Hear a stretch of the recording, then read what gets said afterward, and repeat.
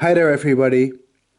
It's nice to know that all of you are watching again today. This is going to be an informative video and at the same time a special announcement for all of you viewers. But first let me show you what we're looking at right here.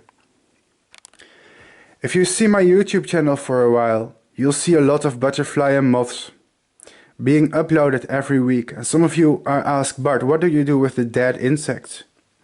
Well, I used to throw them away, actually, for years. I think I've thrown like thousands of moths in the trash. And I was like, wow, damn, that's a huge waste of resources and time. And some specimens, even after they lived a natural life, they remain in a very nice and good condition. So currently,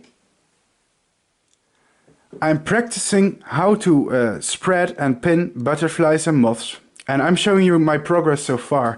And all the butterflies and moths here in this display, actually there are no butterflies, I should stop saying butterflies, are ones I raised myself. For example, do you remember this species, the Hygromia folleti? I was breeding them 1 year ago and I made many videos about them on YouTube. And I saved some behind the scenes. And these are the very same Hygromia folleti that I've bred myself.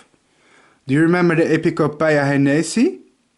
Did you know that I bred over 100 individuals of this species? Do you remember the video where I was feeding them in captivity? These are some of my own bloodline. And when they die, I don't throw them away anymore. And look at the result, it's beautiful. These are the Copaxa witty from Ecuador.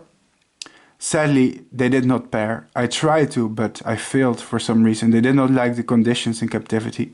But some of them remained in a good condition, and I have not killed them myself.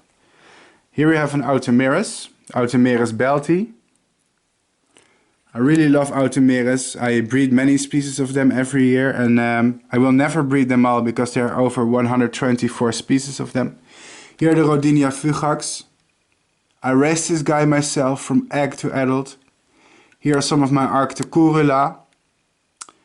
And what's funny is some of the people who watch this channel every day, they will recognize these moths from my other videos. But I'm also showing you the progress of my entomological skills. And here was one Automeris. Well, this one, for some reason, it didn't remain in a good condition. That happens when they age. Still, I thought it was a waste to throw them away in the trash. I thought it would be good practice material. Let's take a look at this. Here are some of my Automeris nipelti. Yes, that's right. All of these Automeris nipelti, it's a very big species of Automeris by the way. All of these are from captivity.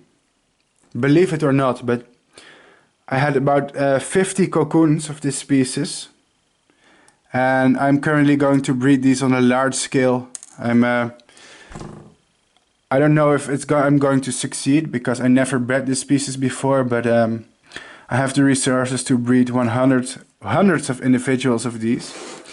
But if it gets out of hand, I will probably have to trade some eggs with other breeders because you know, this such a big species. Takes too much time and resources to breed many of them. Here we have some of my Trabala Vishnu. And some of you are wondering, well, what do I do with these specimens? Currently, I am the conservator of a scientific insect collection in Rotterdam called the Natural History Museum of Rotterdam, actually Natuurhistorisch Museum Rotterdam. It's called in my native language, and I will donate these specimens to science. But I'm also thinking of framing some of them and selling them commercially. I know some of you people are going to cringe right now, like, oh no, is Bart going to beg for money again? Is he going to shill his products? Well, I might someday, but first I need to get good at pinning them. And then I may try to sell framed butterflies and moths. And when I've learned this skill and know how to currently properly frame them and pin them, and spread them in a good position. Then yes, maybe I'm going to try and set up a web shop. Since I'm a breeder at heart, I do not kill them. I wait until they die a natural death, and then I pin them. But I have no moral objectifications against killing them, even though I don't like to do it. Not because I think it's sad for them. I mean, I don't care. They're insects. They don't have feelings. They don't feel pain. I know it sounds harsh, but it is true. And anyone that disagrees should study them more. Honestly, they're unable to feel pain or emotions. So it really doesn't matter if you kill them. I just prefer them alive because I study faunistics and I study their life cycles in captivity. And dead moths are more for taxonomists or collectors. But it's good to have both skills. It's very good. And why am I uploading this? Why are you even watching this? Well, because I want to announce that in the future I'm going to make a video about insect collections and why they are important. And why it's important that scientists in some cases have to kill butterflies and moths, because it's the sad truth. In order to study them, we have to kill them sometimes. And even though I don't kill them myself, yeah, I think it's still kind of stupid to be outraged at the idea, because I think that people that are morally objected against the idea of killing insects, well, they don't understand insects and they don't understand the scientific methods we have to use to study them. But I have to think how to make a well-educated, well-articulated video about it. Yeah, these guys look horrible, I know, because they died a natural death. And some of them don't remain in good condition. This one here, it remained in a surprisingly good condition. It also lived a natural life, but it had a short life for some reason. Maybe it was a very weak male. I'm also going to show you where I store all of my dead insects. Let's get out of this hobby room. This is my basement. Actually, technically it's my parents' basement, but who cares, right? Here I have a special mini fridge. Yeah, I know it's a mess down here. Don't comment on it. When I open it, stuff is already falling out because it's so overloaded. I'm going to pin all this stuff in here. But the point is, take a look. This is where I store some of my dead stuff. Yeah, I know, fitness barbells. You know, I had a period in my life where I wanted to do fitness, but obviously, if you look at my appearance, you'll know that I haven't kept up with that.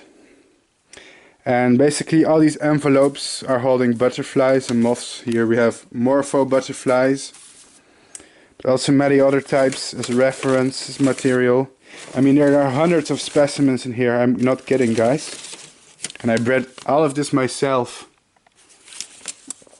Let's see if I can show you anything without breaking all of this apart. Oh man, it's a mess, it's a mess. I should fix this. I should have fixed this before filming it.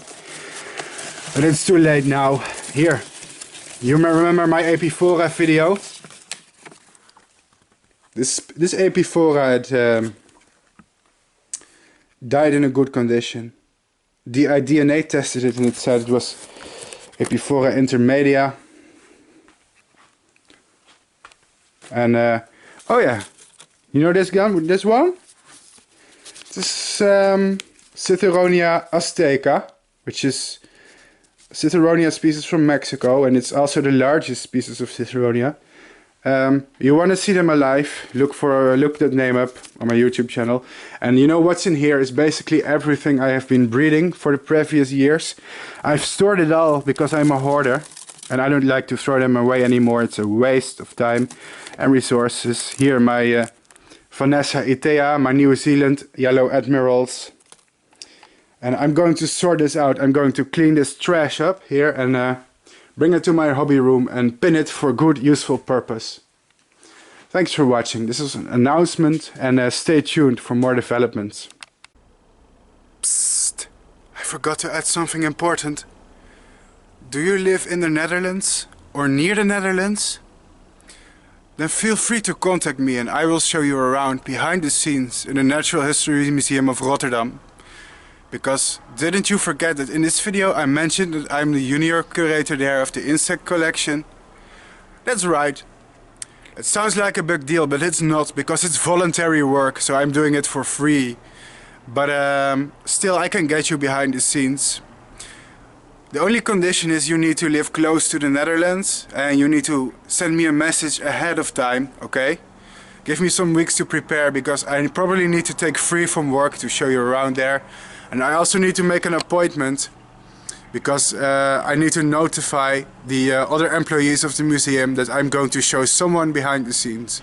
But it can be arranged, so don't forget that. Just a small reminder. It would also be cool to meet some of you and show you around. This video had nothing to do with that museum, but I mentioned it and I was talking about collections anyways. Anyway, there will be more videos about this subject soon, so stay tuned. Bye!